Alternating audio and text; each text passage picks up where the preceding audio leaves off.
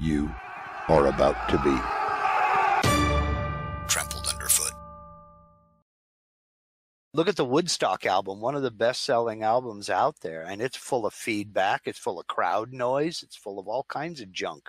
They made a killing with that, didn't they? Oh, yeah. And most folks, from a technical standpoint, just kind of would cringe at it, but it's all part of the atmosphere of the album.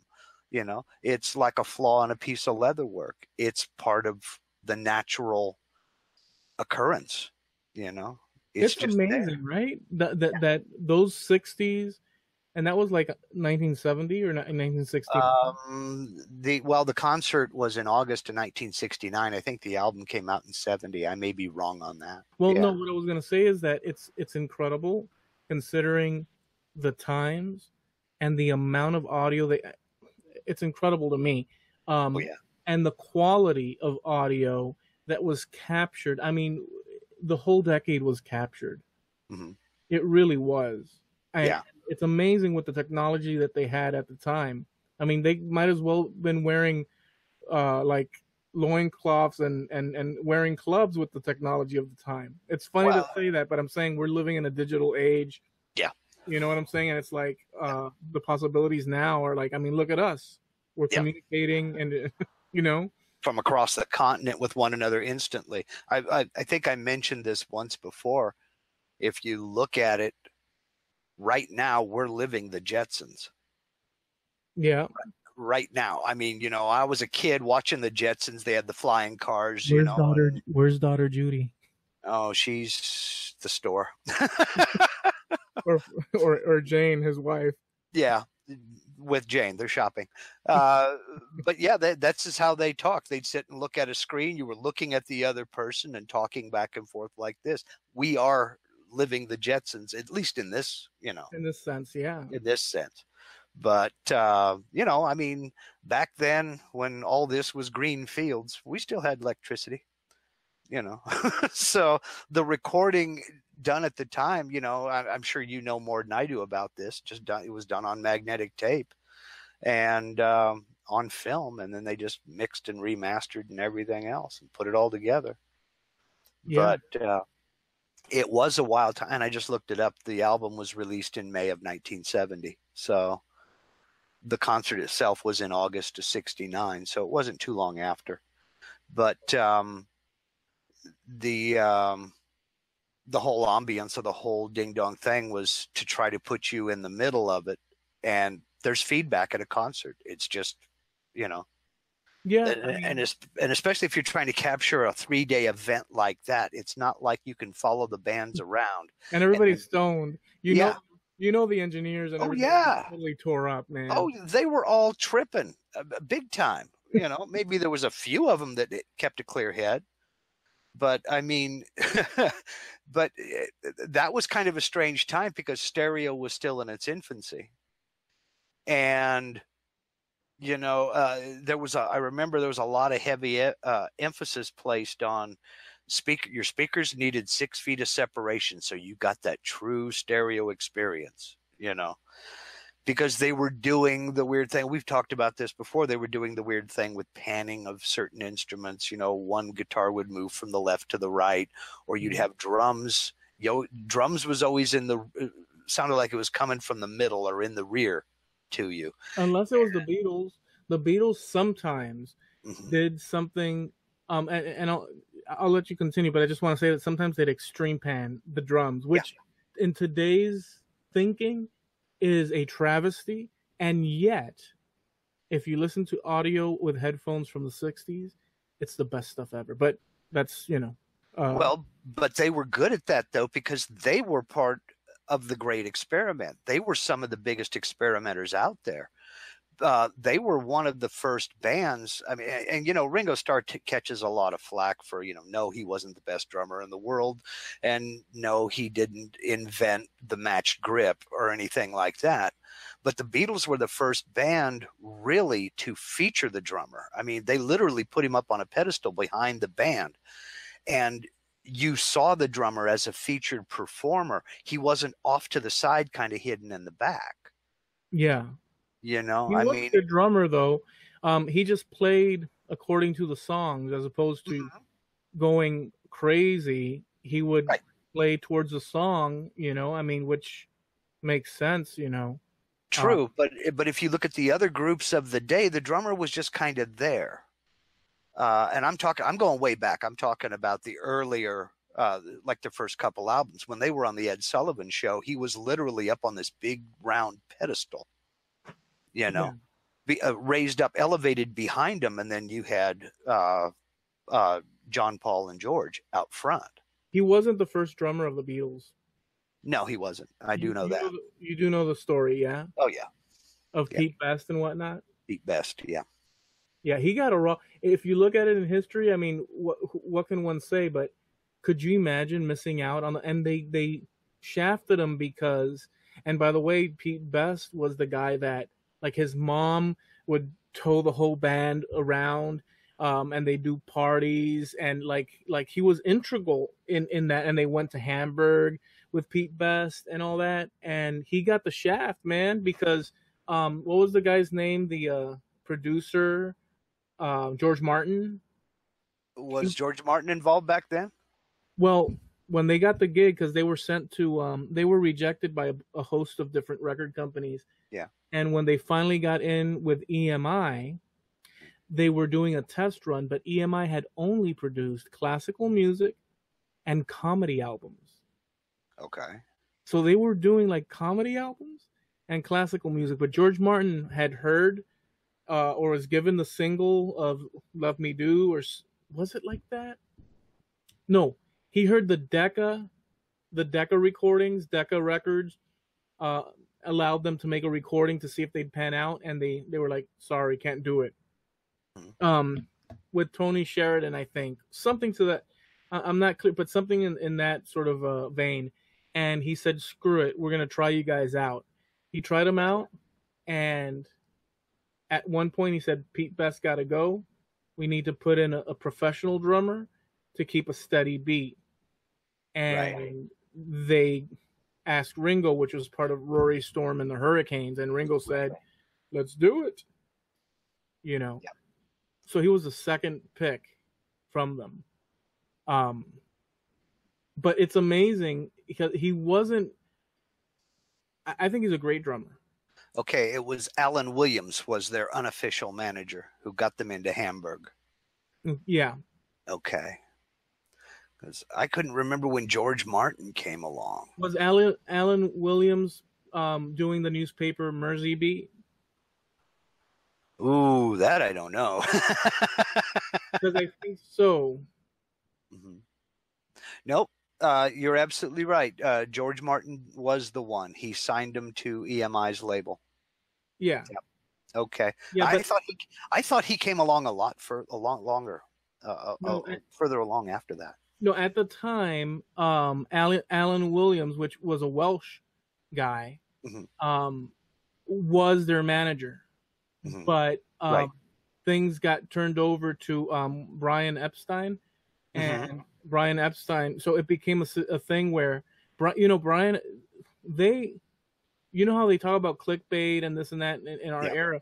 Well, the Beatles, not that it's clickbait, but they used every tool at their disposal. They went, recorded their single, and Brian Epstein went and bought every single copy that they themselves put out throughout England in order for it to reach the charts. Wow. So they were like doing a little scam. Yeah. But it goes to show that, sometimes you have to go for extreme measures, and it's not like they were scamming with, look what music they brought us. Yeah. Trampled Underfoot. I was born in 1961, so the whole Beatlemania thing was it had more or less come and gone. My earliest memories of the Beatles, if I'm honest, there used to be a Saturday morning cartoon, The Beatles. And it was the 4 animated characters. And the only thing I can really remember about it is they played 1 or 2 Beatles tunes with animated action going on. And they were always being chased around by girls. just like in the movie Hard Day's Night. That was probably 1/4 of the cartoon that I can really remember, is they were always being chased around. But the Beatlemania thing had died down a bit, from my earliest memories, what have you. Well, if you were 61, born in 61, I mean, it takes a kid a good amount of time before he's interested in that sort of in music in any sense, other than nursery. So maybe the earliest, I would say 8, 9. Well, there was always music going on in the background. Okay, the Beatles cartoon series ran from 65 to 69 in the US. So, no, I take that. Yeah, it ran from 65 to 69, but they only made new episodes from 65 to 67. Total of 39 episodes. But there was always music going on. My parents married and had me very young. They were in their late teens. And so they were still real interested in the music of the day, the music that was going on then. Yeah. And so I just grew up with this music in the house. So it was always around, So they were in their late teens when they had you? Yeah. You have a brother? Yeah. He's my dad was, they said there'd be no math. My dad was like 17. My mom was 18 when I was born. Wow. And then when he turned 18, he went in the Navy, got out, came back. My brother is 4 years younger than me because Dad was in the Navy and gone, So, but I mean, some of my earliest memories other than television were if we were in the car, the radio was going. If the TV wasn't on, Mom had the radio going. And, whether we were visiting her parents or his parents or whatever, there was music around. And I started, when Dad got back from being in the Navy, when he got out of the Navy, I started kind of gravitating more towards what he was listening to than what Mom was listening to. But it was always around. There was always music playing one way or another. And they were listening to the rock and roll? Yeah. I mean, Mom, she was on the more mellow side. Her absolute favorite singer in the world was Nat King Cole, but she was a Paul Anka, Bobby Vinton, Nat King Cole kind of person, Andy Williams, that kind of thing as she grew older, Perry Como and things like that.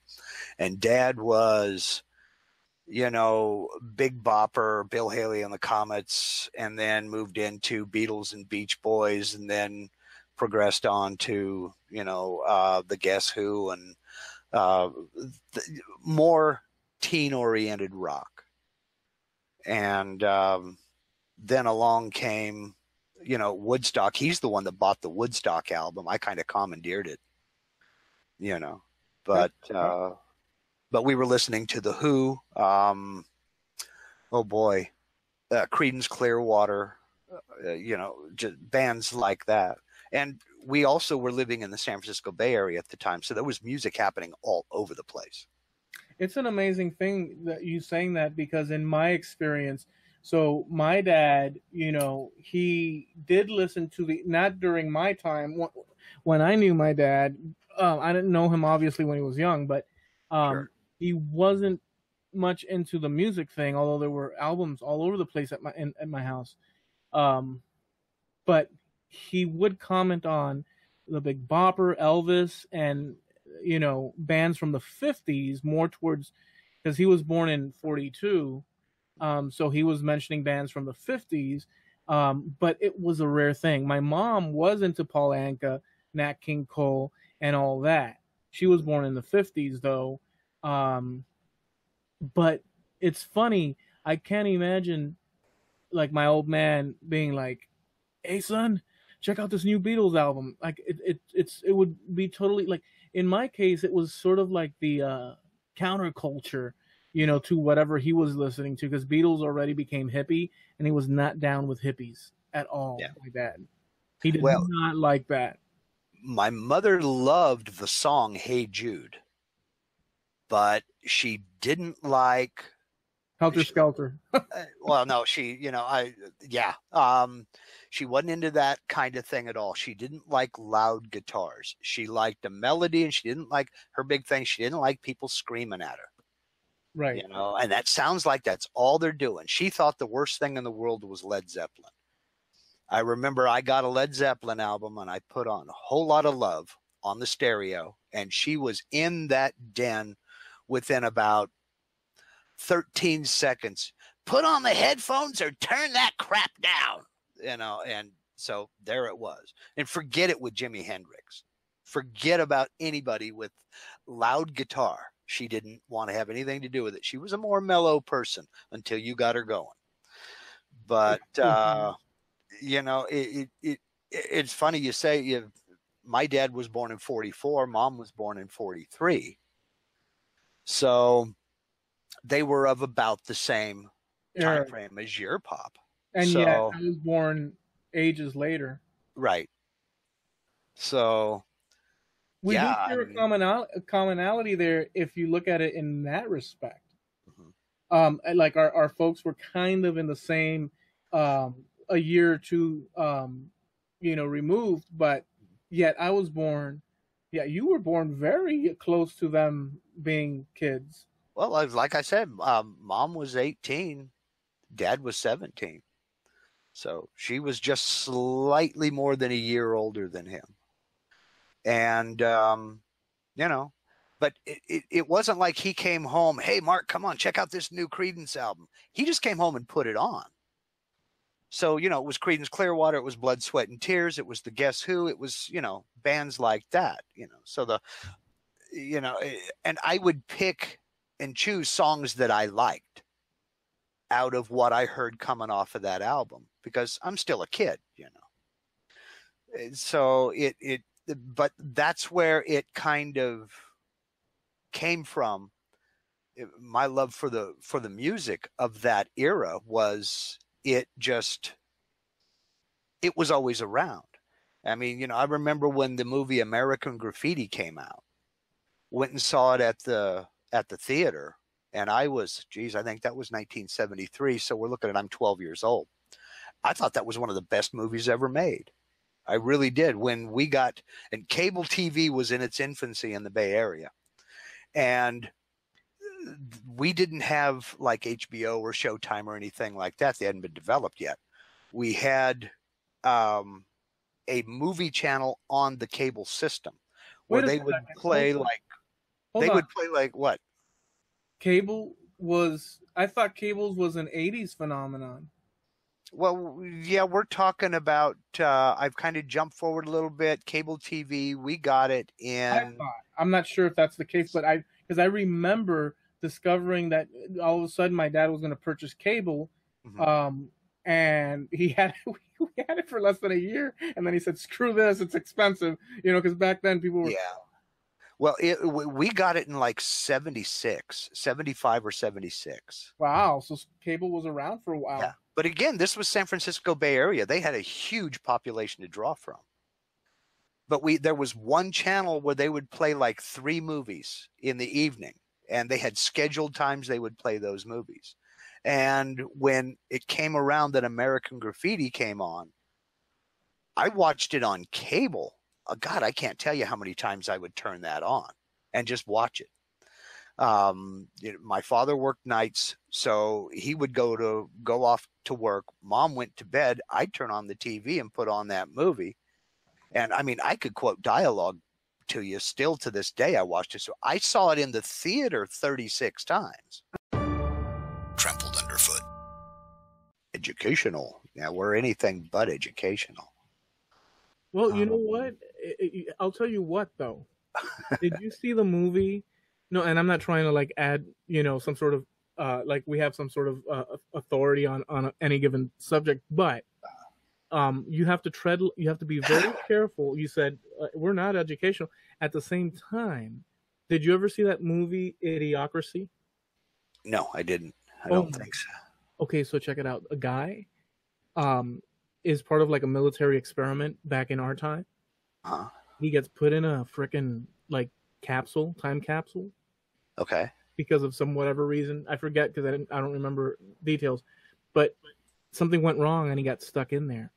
He wakes up like 300 or 400 years or even more in the future at his current age. And it just so happens that society has evolved to a scenario where everybody is so dumbed down that they're actually working on the level of, like, severe mental Right. limitations.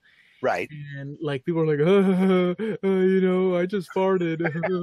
And like, everybody, even their president, is like completely, so, and he becomes the smartest man on earth when in real time he was just a normal guy. But now he's a freaking G, and since they realize, because he uses all these words and stuff, and they're like, oh, he's the smartest guy, so they elect him to like one of the highest offices. And like, how do you fix our crops? How do you fix our this? Because everything's gone to disrepair because they didn't know how to.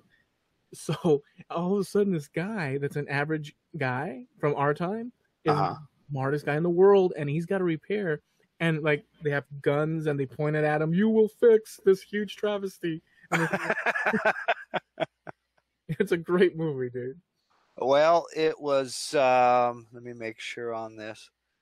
It was directed by Mike Judge, so there's part of it. Mike Judge is the guy that did Beavis and Butthead and King of the Hill. Oh, okay. So that would explain some of that movie. It's hilarious, dude. It really is. I'll have to check it out. I'm gonna have to check it out. Yeah, I mean, so how would you? So if you were like you were put in a time capsule because of whatever during your military days, and it said, Lindsay, we need you to get in this capsule because this is, and then something goes awry, and you wake up like hundreds and hundreds of years, and you're still intact and all that, and all of a sudden you realize that you, Mark Lindsay, are the by far, and people around you are like basically just, I don't want to say it, but like, just they don't function, and and that they want you to solve the world's, that's quite the scenario. I love stuff. Yeah, it is. We're screwed. If you think I'm the sharpest knife in the drawer, we're screwed. Oh man, because my question would be, if it got to the point to where the average guy is the smartest person, how did they function and survive up to that point? Give it to me in a different. Say that again. Say how did if someone like me is the smartest guy they can find? Yes. How did they function? How did they survive before they came across me? How did they feed themselves? How did they house themselves and clothe themselves? There has to be somebody somebody has to, unless they're all living, under trees and stuff or in the bushes. Yeah, you know what? You just in one fell swoop killed that movie. Pretty much. Pretty much, because at some point, if things devolve so much, then everything really gets, but yet they had like soda bar, like soda shops and places, but everybody was just completely a moron, essentially. But somebody had to build that soda shop. Somebody has to make the soda that they're selling. Yeah, they might answer that in the movie. I'm not sure. I don't think so. I don't think they went in depth in that regard. But unless they're just talking about intellectual stimulation, and sure, people know how to bang the rocks together to strike them, to make fire or what have you. But unless they're talking about real scintillating intellectual discussion. Well, if philosophy disappears and critical thinking, like and by the way, we're seeing a lot of that, but but there's always been the majority of people usually don't partake in questioning why things are the way they are. It's a few people, which are plentiful, but fewer than the larger populace that usually questions a lot of. There's a certain type of person. Trampled underfoot. One does not know with YouTube. Right. And how do you reason? Last thing I'll say, how do you reason that there's a guy sitting on a couch with potato pieces on inside his shirt and a big mound of donuts, and he's sitting there playing video and talking about social commentary, and he's swamped with, how does that happen? And yet you'll have like a brilliant freaking, I don't know, guitarist somewhere, and he's showing you all these freaking chords and he's doing video, and yet he's unseen.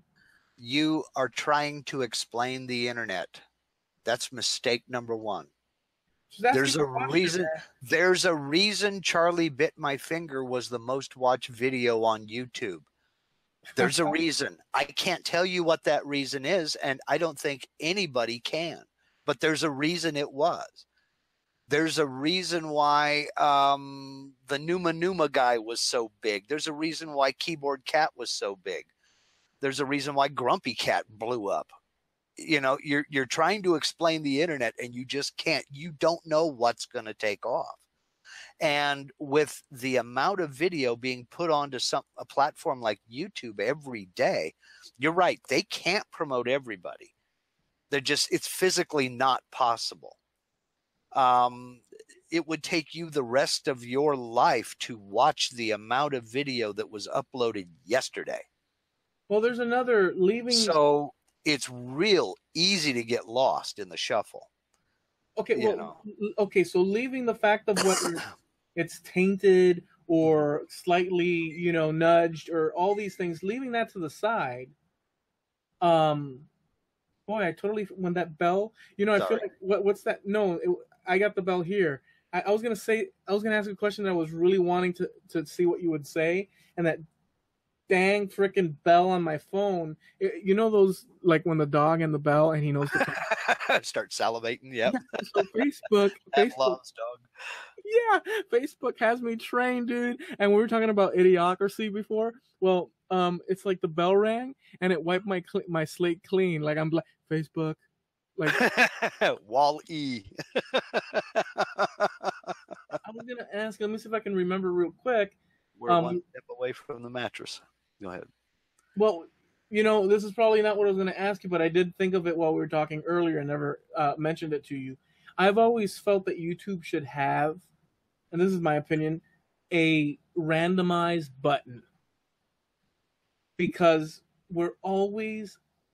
I'm speaking for everyone now, and that's wrong, but it's as if we cycle through a certain amount of similar information. Right. And it's like we never break free. So, I mean, I'd like to see Ecuadorian space midgets or... You know what I do for that? Because I had that same complaint about a year and a half ago. It's just like all I'm seeing now in my suggested column, when I go to YouTube's homepage, it puts up videos from the people I've subscribed to. And then there's one recommended column, and it's based on things that I have watched. And I would say about 3/4 of it are videos by people I'm already subscribed to that I've already watched. Yeah. I've seen the video. I don't need it recommended to me again. So the way I get around that is I use Google Chrome as my main browser.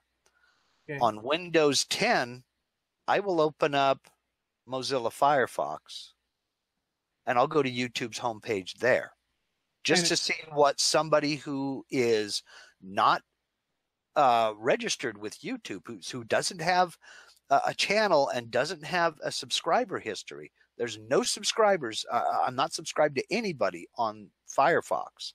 And just go to YouTube's home channel and see what they're putting up on the front page. And what do you see? A lot of it is, here lately, it's broken down into categories. Here are sports videos. Here are gaming videos. Here are music videos. Things like that. They're not so much promoting any one person as they are promoting various categories. Because when I'm on Firefox, I don't have a search record with YouTube. So they don't know what I'm looking at. So they're showing me different categories of videos to watch. And there will be 3, 4, 5, examples of channels to look at. Well, let me tell you this. Through my feed, I've got my certain criteria that I see typically.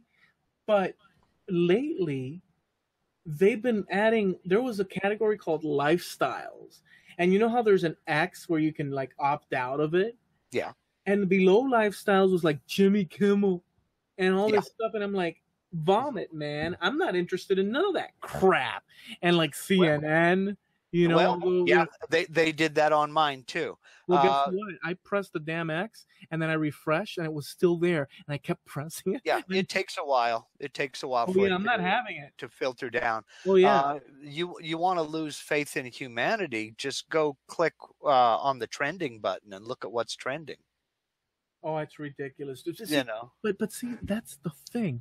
I saw a video, kids and what they watch. Even when I was a kid, I wasn't watching. Like, look, dude. Yes, G.I. Joe, at least there's battle and war and grit.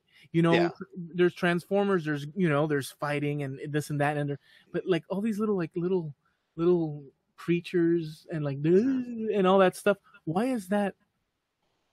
What has happened, dude? I'm sorry. It's like everything is so surreal and it's just like poofy. Well, everything is poofy. Because you can now, not only can anybody and everybody make a video, but you can it's become so much easier with the CGI and stuff like that, which is no longer just in the hands of the rich and powerful. You can make a little CGI scene now. It's horrible.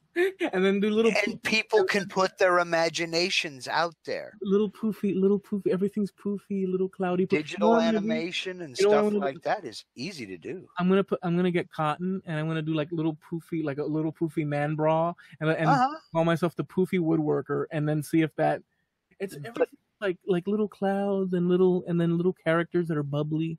I hate it. But you are trying to explain the internet and you just can't do it. You can't explain the internet. Could you imagine imagine as a kid your buddy comes over, hey Mark, dude, they're gonna have that new movie Poofy and the Thunder Poofies are coming out. And you're like, yeah dude, let's go do that. That wasn't how we were. It was like freaking battle and machine guns and freaking awesomeness. And now, and not that, and it was in the movies. It's not like you'd go out but there was, there was grit and coolness. At least that's how and it's not like I went home and wanted to, sure, I wanted to, play, but it's not like you want to go and commit an atrocity, you know? But now everything, I think they've poofied up everything, dude. Seriously. There's a lot of that. Men aren't supposed to be men anymore. Mangina is a thing now. Men aren't supposed to be men anymore. They're supposed to be in touch with their feelings until it's time to date. Then, women complain all the time. How come I can't find a man? But I don't know. I guess that depends on where you are. That's more of a regional thing. I mean, I can count the number of man buns I've seen around here on one hand. And, this is still a very small town in a very backwoods area of the country. And, you see that in line in front of you at Burger King or what have you. And the folks, the guy sporting the man bun up there ordering his, tofu Big Mac or whatever. The guys behind him, the loggers behind him are looking at each other and shaking their heads and what have you. It's still a small jerkwater part of town. Awesome, though. But you know what? They won't say anything, but, That's freaking crazy, dude. And yet, on the other side of the spectrum, here in Miami, it's such a cluttered, condensed thing that it's like you could have 5-man buns, each distributed. You could have a freaking earring with those huge bowls that they stick in the end, and everybody's like none the wiser. It's you know what? I think that for a while now I've realized that I've dated myself to a certain specific time period, whereas before one was on the cuffs of like the avant-garde as far as teenage angst and this and that, and you come to realize as you get older it's like it's all bull crap, all these fads and stuff. It's such malarkey, at least that's my perception of the thing. It's gone gay.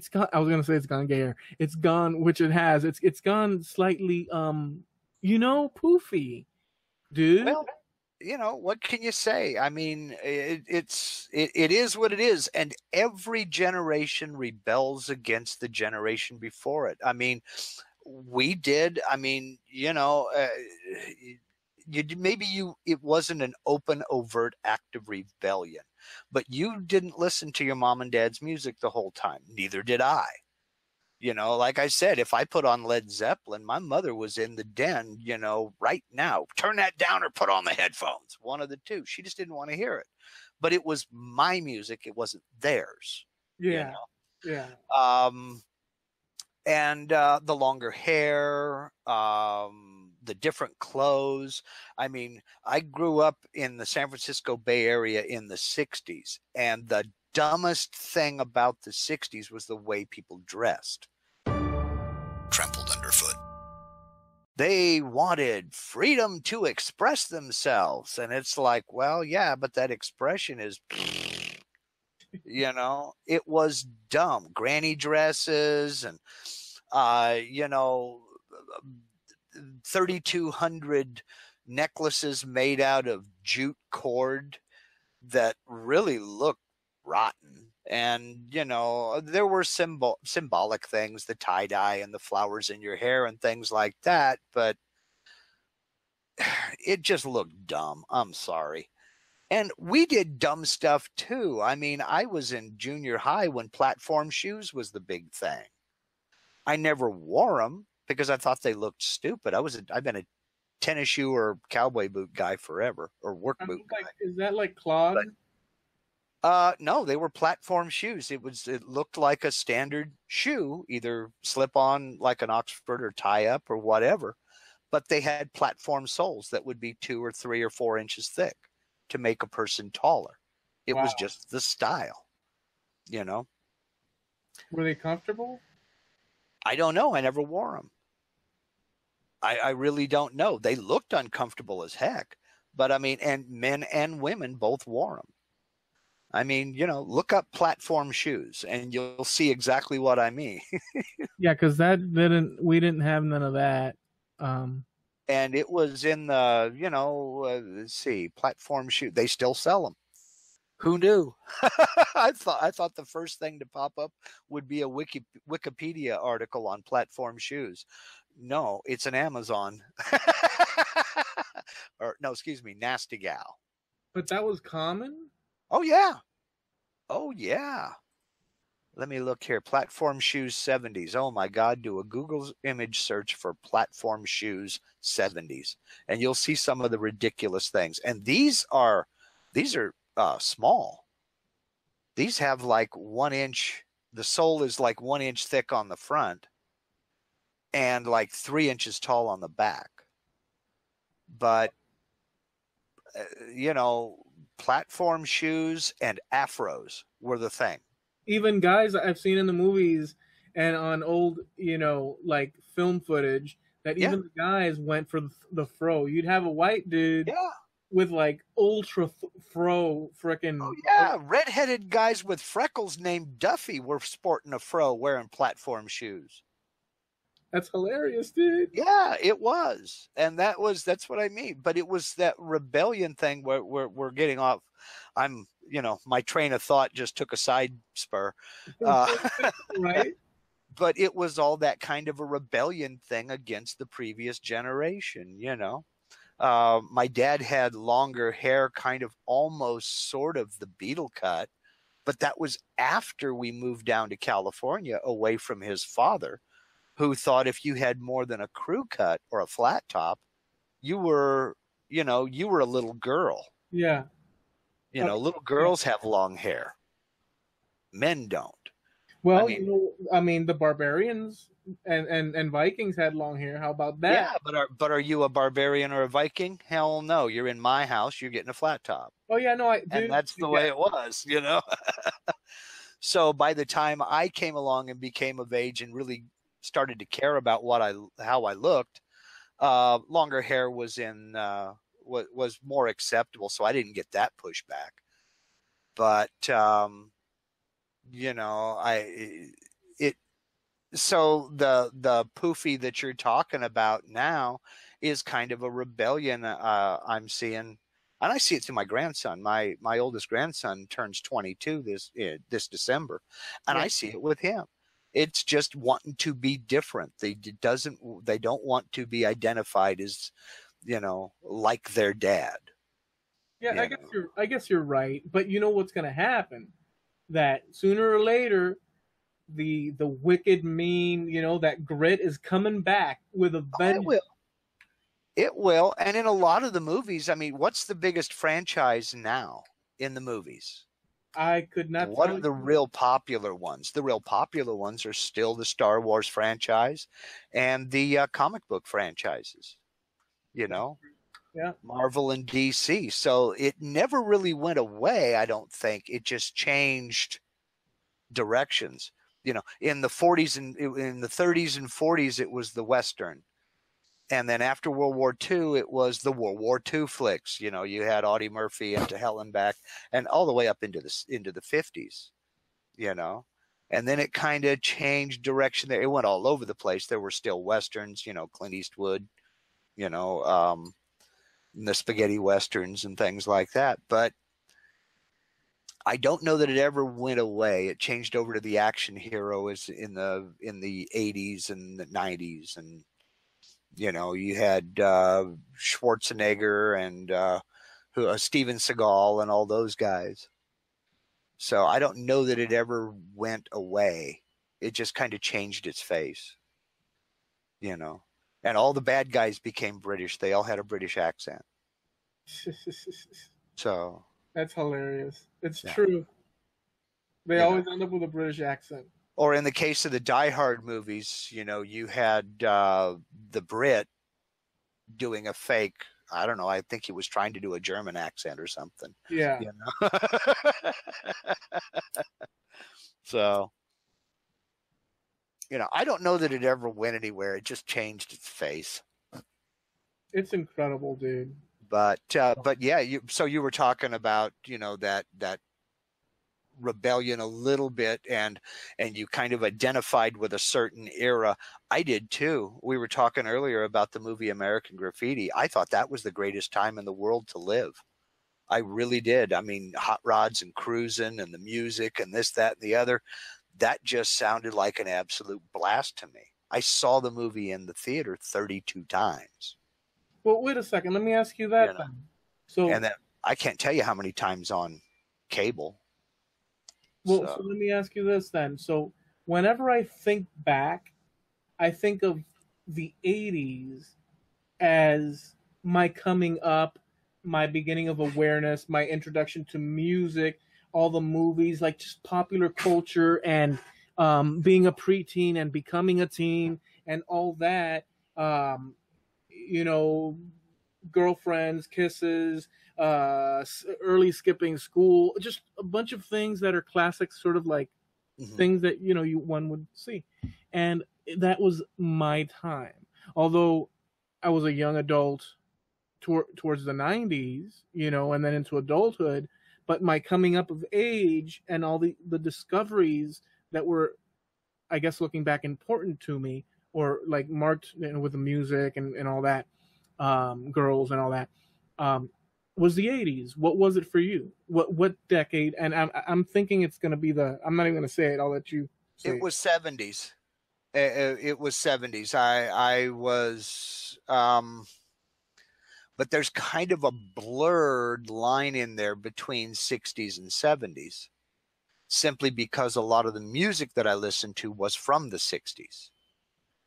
And, I'm not talking about bubblegum pop, I'm talking about, Beatles, Hendrix, Black Sabbath, but then Dark Side of the Moon came out, and a band I had never heard of before, Pink Floyd, really captured my attention, and I kind of started moving towards the progressive rock, Emerson, Lake and Palmer and them. And that was right about the time that disco was starting to really get popular and pick up steam. And I despised disco, mainly because it all sounded the same to me. The voices of the singers were different. That was about it. It was that same basic redundant drum beat that amoeba can follow, But and women dug it. And I won't lie, women did dig it, and I had a couple of mixtapes that I made. I bought a few singles and threw them together, and if I was riding around with somebody, when I got a driver's license, I knew which radio stations to put on, and I knew which tapes to put in because. But you knew deep down inside that you were betraying the rock. You did know inside that you were betraying, the monsters of rock. What guy hasn't done that to try to impress a woman? Oh, yeah. You've got 16-year-olds going, yes, I love Mozart. Dude, you can't spell Mozart. Come on.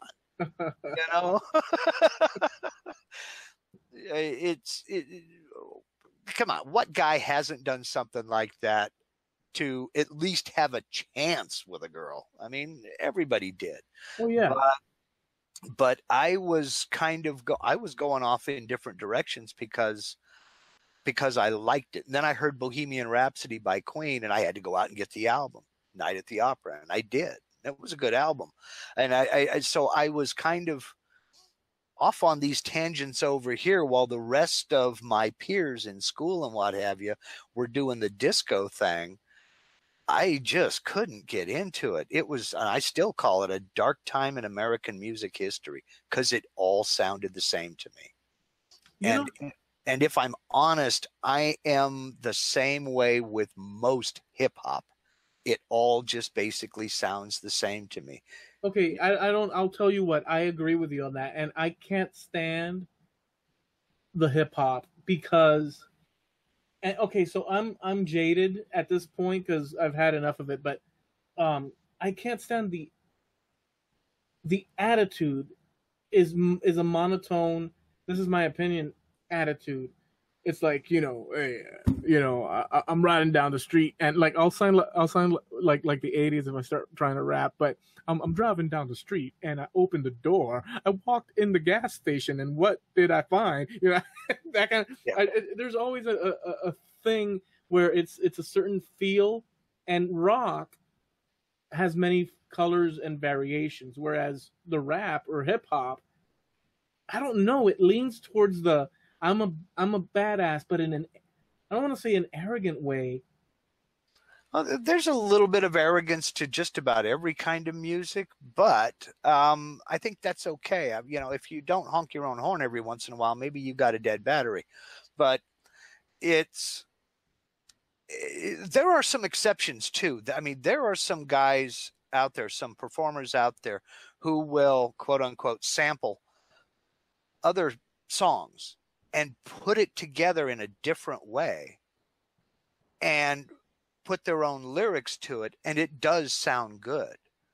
But they are the exceptions to me, my opinion, and not the rule. And, I've got a couple of friends who are hot and heavy into hip hop, and they're always with, oh man, but you got to listen to the lyric and this and the meaning of this and that and the other. I'm like, dude, you want meaning in lyrics? Go get Moody Blues Days of Future Past and play that.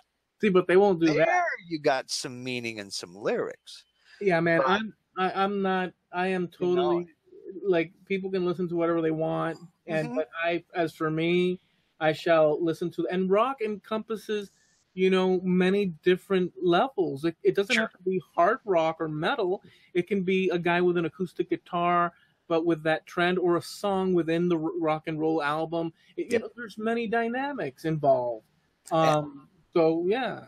And that's what I was talking about growing up in the San Francisco Bay Area in the 60s and 70s, is that there were music happening in all directions. You could go Black Sabbath, or you could go Joan Baez and Joni Mitchell. If you go Black Sabbath, you don't come back. I see what you did there.